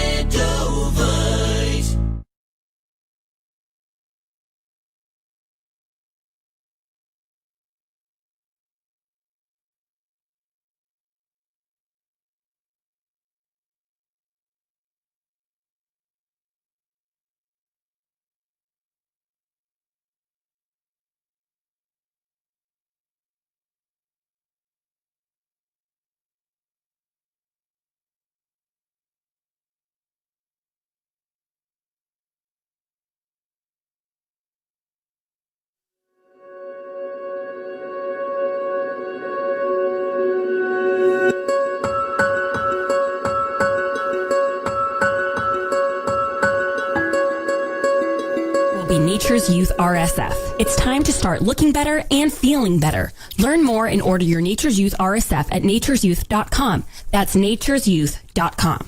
That's nature'syouth.com. For 5,000 years, the world was ruled with wooden ships by one man. 242 years ago, a small group of free men crafted a new nation built on liberty and freedom. Global elites have been fighting to destroy this new nation called America ever since. Based on actual events, Charm of Favor tells a true story of how they corrupted the election system. They infiltrated federal agencies and murdered witnesses, judges, and even presidents to keep from being caught. Now, the largest and wealthiest crime syndicate the world has ever known has been drawn out of the shadows. They have killed hundreds of Americans and recently attempted to assassinate half our congressmen. Still, they escape arrest through an almost supernatural charm of favor. Read Charm of Favor and be prepared to open your eyes to what may lie just around the corner. Charm of Favor is available on Amazon and Barnes & Noble.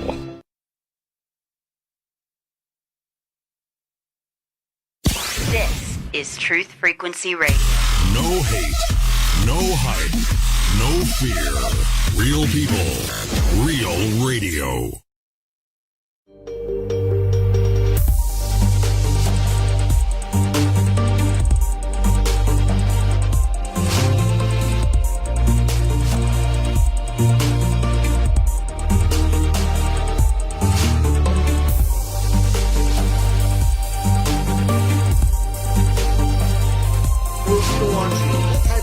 Frame of mind. And if you're a Jewish truther, you're one of them for sure.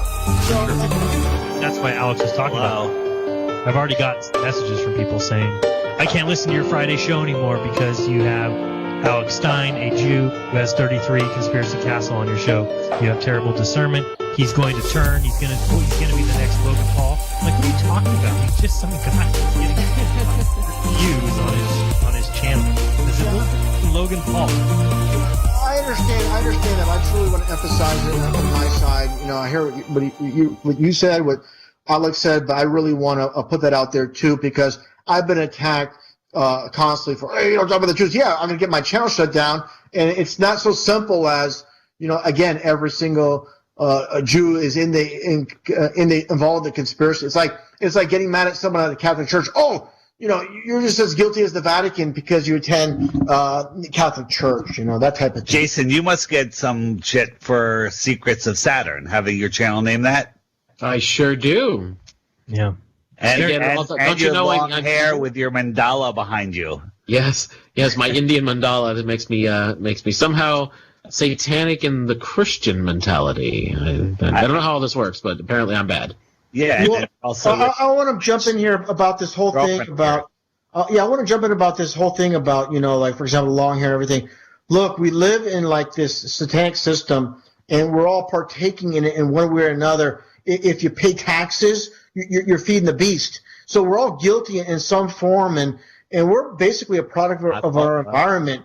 And for example, people might not like this. For example, a movie like Pulp Fiction, really bad, but something I watched so many times, and it's like candy. It's bad for you, but you're gonna pop it in your mouth sometimes. It's like we live in this system. We partake in things, and every corner you turn, everywhere you go, there's evil, and there's evil handlers behind it all. But what are you gonna do? Sit in a room and lock yourself in a room and just look at the wall and literally what I'm getting at is anything you do is there's going to be some occult symbol, occultist behind it. Movies, even the food you eat or whatever, there's always going to be something in there. Even if you're a so-called vegan or vegetarian, they're going to put stuff in that food. Of course, they're going to put the garbage in meat. They're going to put garbage in the and I'm talking about like the so-called healthy alternative vegan foods that they are basically, like I said, they're putting a bunch of garbage in it too. So, like I said before, if the right one doesn't get you, the left one will. Hey, Rose, I was going to say earlier, and I forgot to mention it, about your cousin, right? Yeah. He's a Bible believer? Yeah, it's really interesting because he was Jewish, and then he became born again because of a bunch of numerology in his life, and he was baptized by a church. And so I thought that, wow, so he recognized, like, he changed his way of thinking, like his massive worldview. So I really honestly thought that he was going to be open to flat earth, but he is all of the things that David perfectly described. So I wasn't surprised. Those are RV's words, not mine. Well, I mean, it just seems so easy to me and it should be where we go first. If somebody believes in the Bible, the very first question that we need to be asking them is, how is it that the Bible over 100 times clearly says, the most clear thing I've read in the Bible is that the earth does not move. Yes. It does not move. So once you have that, then you need to bring that up first to any Christian. And if they believe in the Bible, then they need to realize they've been swindled, that the earth does not move. Jared, that's one thing I would really emphasize with David when he had the discussion is he's a Christian. He said that. So really emphasize the biblical aspect of it first to start it off and really go through everything, the four corners, break it all down, every aspect from Genesis, the firmament, and all. I know you did, but really hammer that point that the Bible is basically a flat earth book. And that's really, you did mention the waters compassed with bounds and all that, but really go through it from start to finish. Even of course, the very beginning of the Bible, where basically planets are not even mentioned during creation, the sun, moon, the stars. It's everything is right there. It's just you got to systematically break it down from start to finish. When you jump around a lot, which I tend to do anyways, really be methodical and really break it down. From start to finish with the Bible, and then go from there. Somebody called the other night. I forgot what show it was on. I've done like 9 or 10 hours in the last 2 days. But somebody called and said, the Bible verse, Matthew 3:16, right? So God so loved the world that he gave his only son. When you look at the world, God so loved the world. It's so very easy to a Christian where you're just like, it's not so God so loved the worlds. It's world. So why would there be all this other stuff? Why would there be all this other galaxy? Jaron, it used to be worlds. I just spoke with Brian Stavely. It used to be worlds. Boy, here we go. Oh, my goodness. One thing I'll mention, though, one thing I mentioned that really stumps a lot of people that are Bible believers when it comes to flat Earth. When I mentioned the Tower of Babel, why would they construct the Tower of Babel to reach the heavens, reach heaven? If they're just going to deep space, that doesn't make any sense. They literally know above the firmament there's heaven. So that's one thing that stumps them. They never have an answer for that. And but aren't global believers not God believers, and they'll just say that the Bible's nonsense? That's another thing. I'm not talking about Christians, Dave. Did you hear what I said?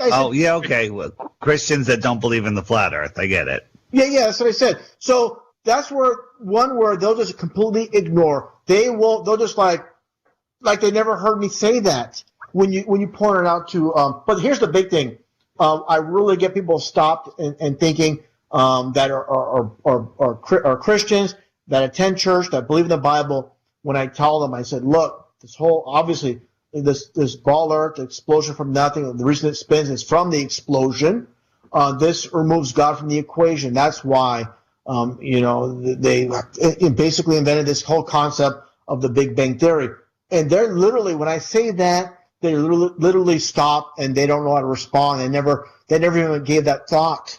They never thought about that. And again, when you mention the reason the ball Earth supposedly spins is because from the initial explosion, from the Big Bang Theory. Things like that. But again, they're just, that ego, stubbornness. That's what happens a lot of times. People just ignore, and then they'll ask you another question. They'll just roll past it like they never heard it, type of thing, because they don't have an answer. They don't have a response. There's a topic I would like to discuss with everybody, if I may. Let me see. Okay, I'll allow it. Thank you.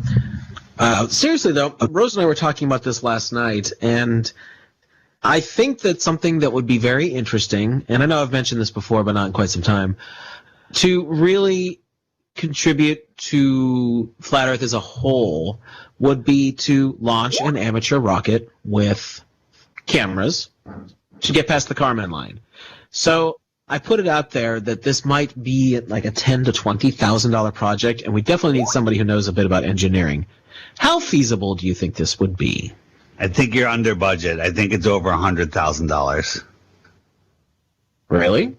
I do, but I could be wrong. You're talking about launching it 60 miles up? Yeah. Right. Like the Go with Fast a very rocket. minimal That was payload. not a cheap operation. Which one? The Go Fast rocket? The one that supposedly hit something? Yeah. The one where it goes bonk. Yeah. Hear a noise? Yeah, that noise.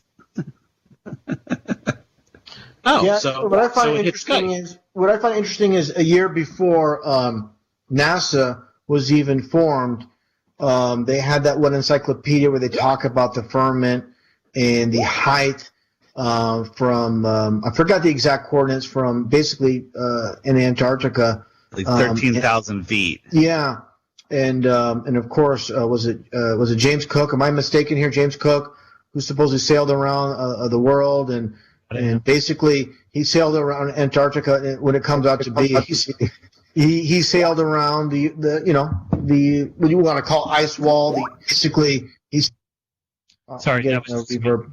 We got it. Fixed it. Sorry. Go ahead.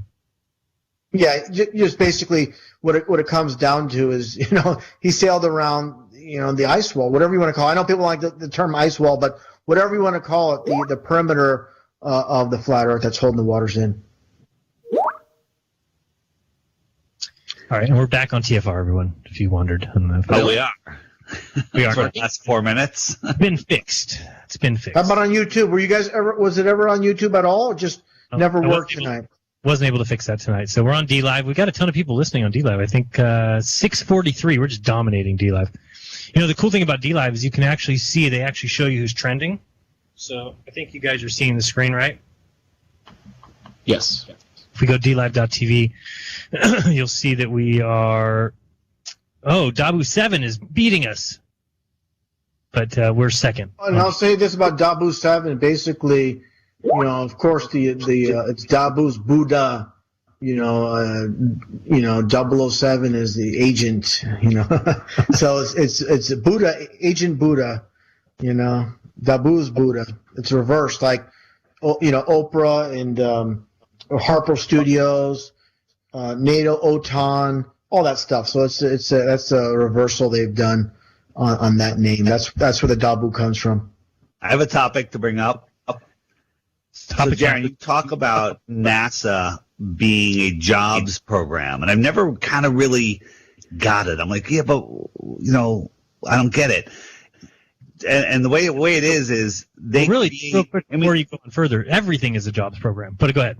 Yeah, but it's a useless jobs program. It's to give people work so they can make money, so they can buy food, so they can have groceries and drink beer and watch sports and and then go back to work again and just keep everybody in the system. So when NASA did the Apollo program, they hired 100,000 different companies.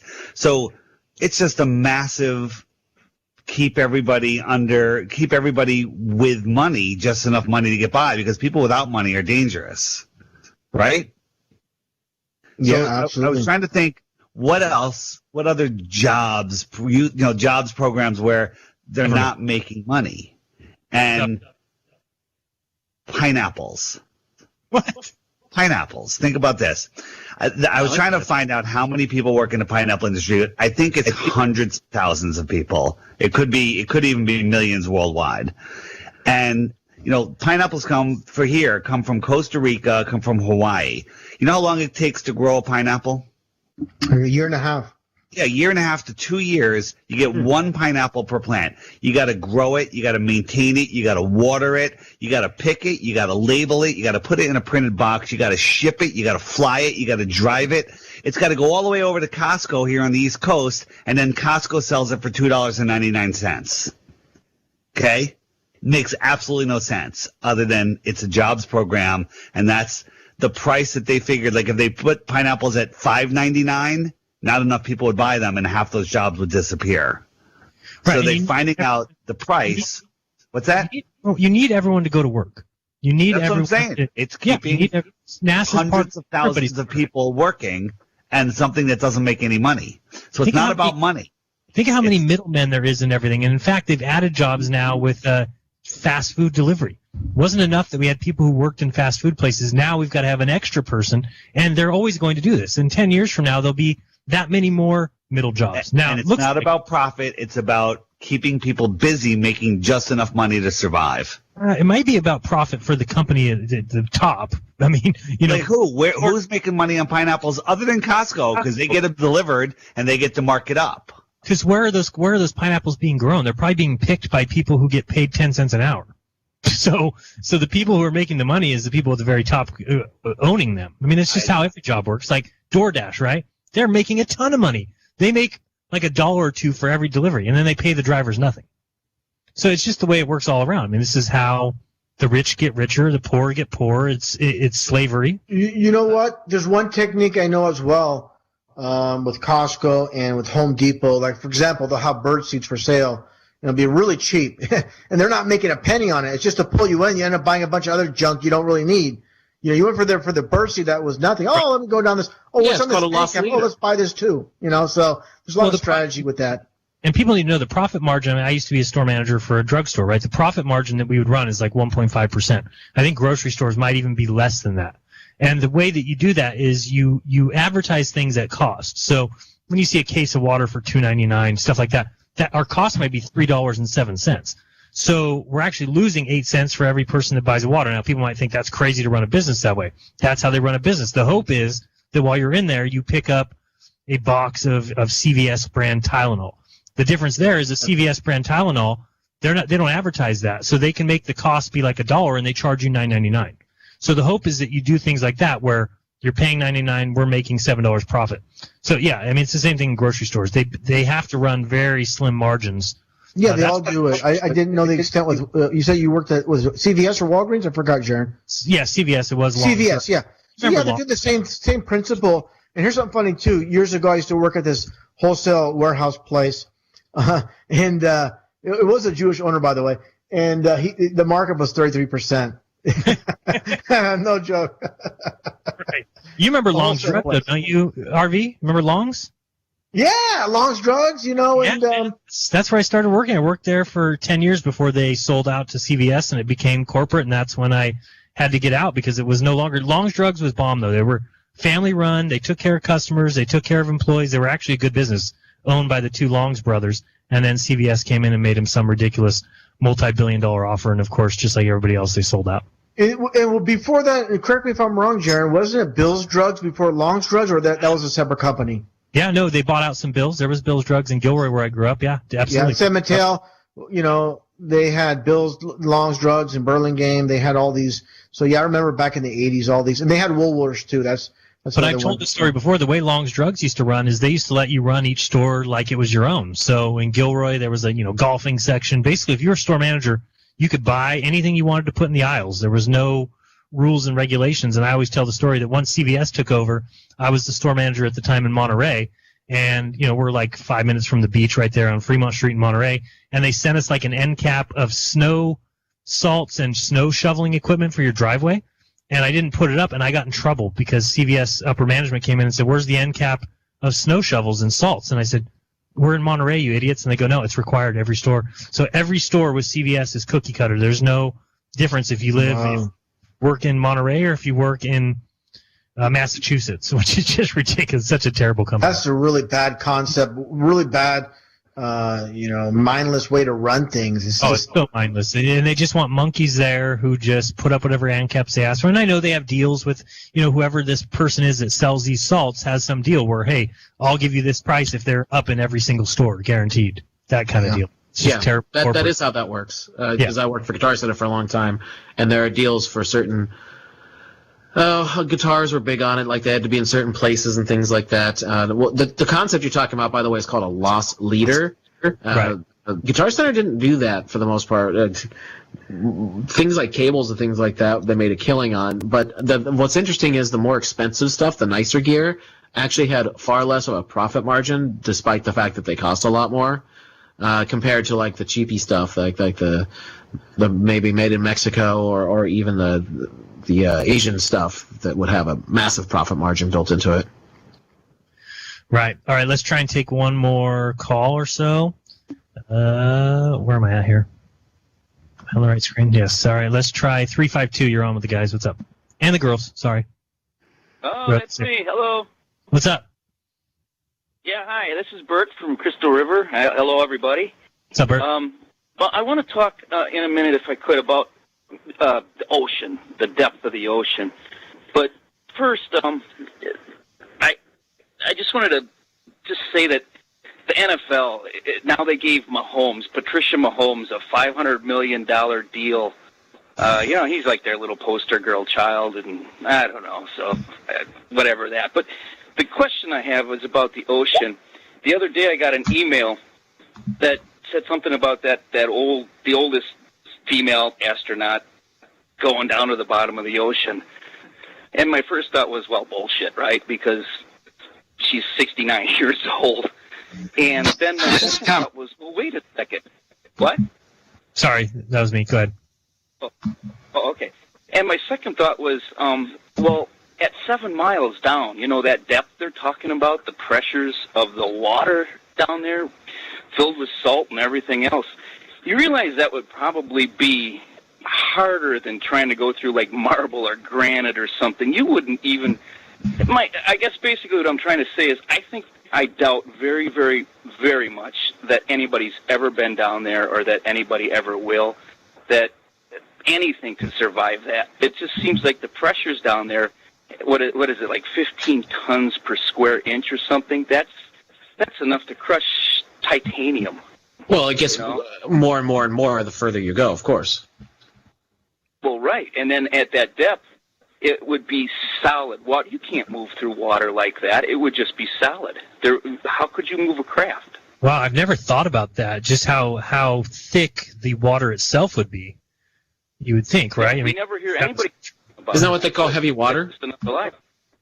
Yeah, that's crazy. And people can't even go very far, right? I mean, people who dive, you can't go very far diving, right? No, you can. The human beings have certain limits. Feet, right? Yeah, your bones get crushed. And then subs, what are the max a sub could go? What do they say subs go? So wait a minute. Jacques Cousteau's out now? I got nothing left. You have nothing left. You know, one thing I'll mention is years ago I saw a video, I don't know, maybe 7-8 years ago, and I posted it on YouTube, where they have this lower level to the ocean, and they were in those really those submarines that go really, those mini submarines that go really low to the depths of the ocean, and there's another layer that goes, and it was like a round circular type of bottom of the ocean, but it's another level that they show that, but they didn't go down. It's been years. I got to look at it again, but yeah, we've seen it. We've seen it. Where it's a salt lake, and there's actually waves and mussels on it, and they couldn't get through it.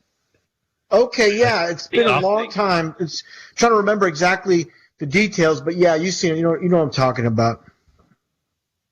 Now, the other thing about that, let's say we are able to get that deep. Let's just pretend for a minute. What kind of a pressure do you have to have on the inside of that craft to keep the water out? And then you're going to have a person sitting in that. Yeah, oh, come on. You know what I mean? It's nuts. It's nuts when you really stop to think about it. And it all started because I got some stupid email from some, I don't know. And the one guy he's done it, right? Thing about the old lady, yeah. James Cameron. Isn't James Cameron the guy they say that has been down to the Marianas Trench? Yeah. You know what? He's right. Those depths are impossible. Oh, yeah. Don't really make it sense to me. I don't know about it. Impossible. Just like going up or going down, you know, those extremes are impossible. Yeah, I even got on YouTube and I looked at some of these, these. All right, bye. Go ahead, finish it up. Okay, and I even got on YouTube and looked at some of these videos, like crushing things, you know, like just to see the pressures and the different numbers and the whole thing. And these pressures the pressures we're talking about will just kill anything, you know. So that's just my comment anyway. But thank you. All right, it's the call. Take it easy. Yeah, I don't know what the depth. I could check with my brother. My brother was on a submarine for years and years. I don't know what the max depth that they went through. But is he the right person to ask? I don't know. He's the one who told me that Bin Laden was thrown off of his boat. I don't know. RV, did you know that story? Well, I know about the Bin Laden lie, but you said you know someone that actually said that. No, my brother was on that boat, and so he told me that he was there when they threw him off. I'm like, oh, you got to see it and everything? He goes, no, the entire boat was put on lockdown. So every single person that was on that ship had to go in their room. Wow. They locked the doors, they closed it out, and I said, well, John, why would they do that? It doesn't make any sense. And he says, oh, because they were giving him a proper burial at sea. That's just absolutely hilarious. You don't bury Muslims at sea. I remember when that went down, I was laughing my butt off about that. But one thing I remember that people might have forgotten about was that one video, and I was rolling on the floor watching it with Bin Laden watching himself on TV. So he's filming himself watching CNN with you can see the side of his face. He's filming himself at an angle watching TV. Why would anybody do that? Just imagine putting a camera behind you while you're watching TV just to watch TV. And it was the funniest thing. And here's the big thing is, if you guys remember what I'm getting at is, he was supposedly in the mountains of Pakistan or whatever it was, but the power strip could find them. Yeah, but the power strip was a U.S. one. It was the two prongs. What's that? That is interesting. Hey, RV, would you consider doing Dave, off the air in a second. You guys want to do a 15-minute after show? And I say 15 minutes. It has to be 15 minutes because I've got a job I got to do. Yes. Okay, 15 minutes. I'll call you right after. Okay, we have to go back. Yeah, I'll have to call you again. But go ahead. All right. Good, RV. But he wasn't going to say anything. So no, just make. I was, but go ahead. Okay. As soon as the show ends, just end this call, and then we'll have you on another call. RV, okay. So we don't... Okay. All right. I'll hang up. Now, Dave, what were you saying? Because we have about a minute. I was going to say, RV, would you consider doing a subscriber live stream where you have a web camera in your house that just watches you watch the news? Why not? Sure. I'd pay for that. It's hilarious that I was rolling over the whole thing. But again, I really have to emphasize, they do this on purpose, where they had the wrong freaking prong. You cannot have, like, for example, in the UK, Australia, there are different plugs. We all know about that. You have to have converters. But literally, he was using, in Pakistan, U.S., a power strip to power up his TV, his lamp, and all this stuff. They do it on purpose to make, like, do people see what what we're doing? It's all a big scam and a big joke. It's like Robbie Parker coming out laughing and smiling. People are like, oh, we got him. No, they're doing it on purpose, that type of thing. Same thing. But just a gag. And here's the thing is, they want us to yell and scream that, look, can't you guys see that they're faking this? And the people that are just... That's what we do. All right. Truth Frequency Radio is your #1 source for news and information without the hate, hype, and fear.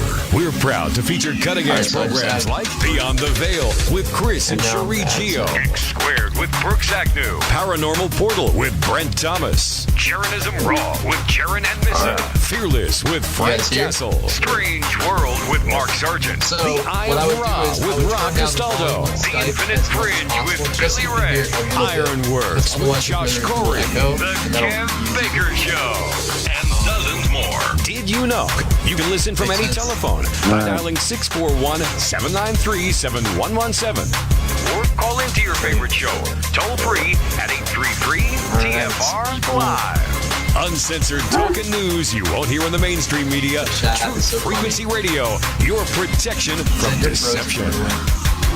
Yeah, we'll be back. Shutting down again.